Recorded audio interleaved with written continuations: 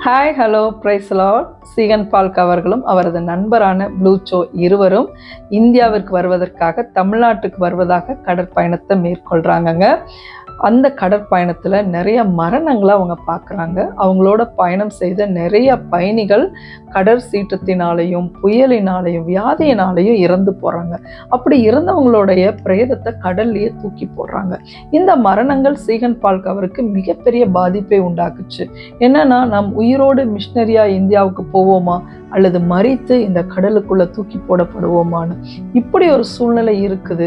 அது இல்லாம அந்த சக பயணிகள்ல நிறைய பேரு, கேப்டன் எல்லாருமே நீங்க இந்தியாவுக்கா போறீங்க, மிஷினரியா போறீங்களான்னு ரொம்ப ஏளனமா சிரிச்சாங்களாம். இப்படி பல தடைகளை தாண்டி தான் சீகன் பால்க் அவர்கள் இந்தியாவிற்கு வந்து தமிழ்நாட்டிற்கு வந்து வேதாகமத்தை தமிழ்ல மொழிபெயர்த்தாருங்க. வாங்க இன்னைக்கு வசனத்துக்குள்ள போலாம். சமாதானத்தை உங்களுக்கு வைத்து போகிறேன், என்னுடைய சமாதானத்தையே உங்களுக்கு கொடுக்கிறேன்.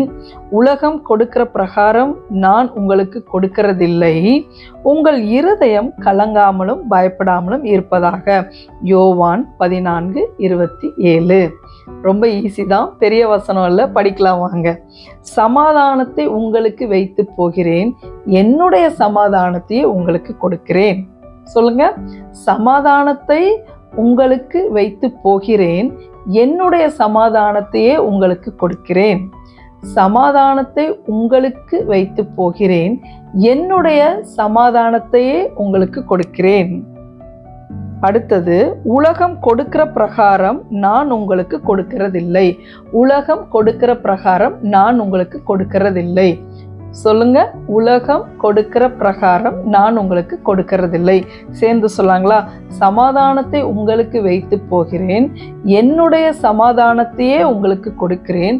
உலகம் கொடுக்கிற பிரகாரம் நான் உங்களுக்கு கொடுக்கிறதில்லை. கடைசியா, உங்கள் இருதயம் கலங்காமலும் பயப்படாமலும் இருப்பதாக. சொல்லுங்க, உங்கள் இருதயம் கலங்காமலும் பயப்படாமலும் இருப்பதாக. சேர்ந்து சொல்லாங்களா? சமாதானத்தை உங்களுக்கு வைத்து போகிறேன், என்னுடைய சமாதானத்தையே உங்களுக்கு கொடுக்கிறேன். உலகம் கொடுக்கிற பிரகாரம் நான் உங்களுக்கு கொடுக்கிறதில்லை. உங்கள் இருதயம் கலங்காமலும் பயப்படாமலும் இருப்பதாக. யோவான் 14:27. உலகம் கொடுக்கிற சமாதானம் இல்லைங்க, ஆண்டவர் கொடுக்கிற சமாதானம் நம்மோடு கூட இருக்கு. நம்ம பயப்பட வேண்டாம், கலங்க வேண்டாம், தைரியமா இருப்போம். நாளைக்கு இன்னொரு வசனத்தோட உங்களை நான் சந்திக்கிறேன். வேதம் என் மன மகிழ்ச்சி.